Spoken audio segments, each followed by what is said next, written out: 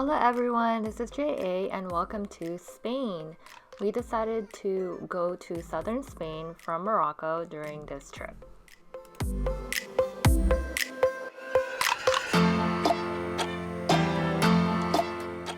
Straight from the Malaga airport, we decided to visit Castillo Colomares on the way to our hotel in Marbella.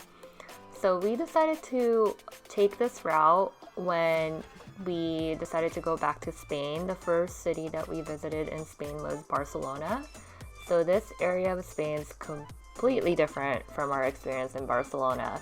It's really beautiful down here, and we decided to rent a car from Malaga and drive it all the way to Sevilla.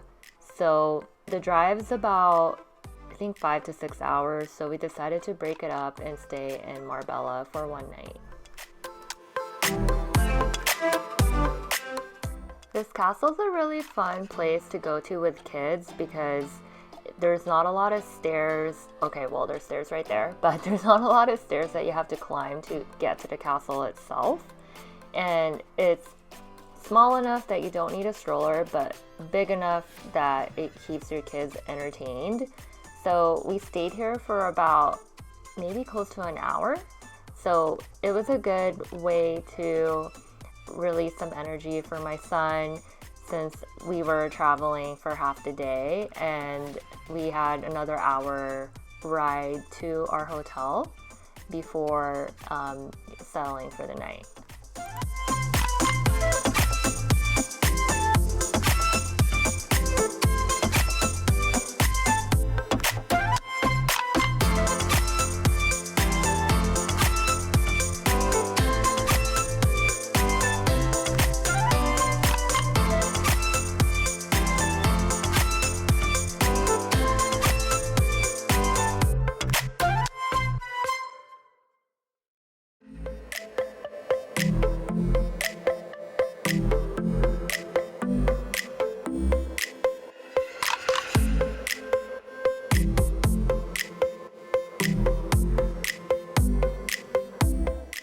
We stayed at the Westin Marbella, and it was probably in the low season still because it was fairly quiet at the hotel. The buffet breakfast was really good. It was included since I'm a platinum member. So it was a good stay for one night. The rooms are a good size and it's really quiet, and our room had a nice view.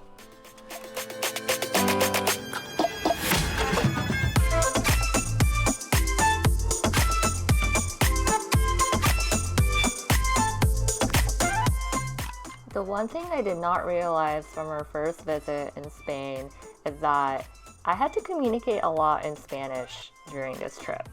And thankfully, I took Spanish all the way through college, so I was able to get by with what I can remember. But in Barcelona, we barely had to speak Spanish. I recommend learning some basic phrases and the words to use when you're trying to make a reservation over the phone.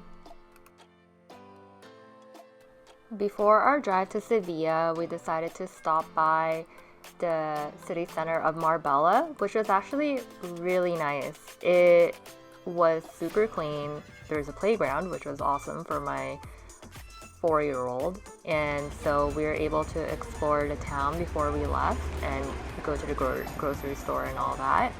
The drive from Marbella to Sevilla is about 3 hours. So we decided to stop by this city called Ronda because I wanted to see the famous Puente Nuevo bridge. I did not get to see the bridge. I thought there was a different viewpoint that we could get to, and it was actually really difficult to navigate to get there.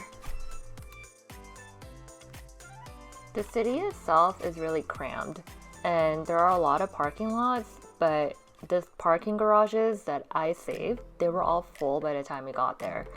So we had to thankfully find a different one just around the corner, but it gets really crowded and we got there around 12 p.m. And thankfully there's nice views there. The bridge is somewhere back there, And we ended up not going through the stairs to get to the bridge because I thought we could just go drive to a viewpoint and that would have been easier for us since we had a stroller. And I thought wrong, so we kept driving and driving around, could not find it, so we ended up having to leave because we had to return the rental car to Sevilla, unfortunately.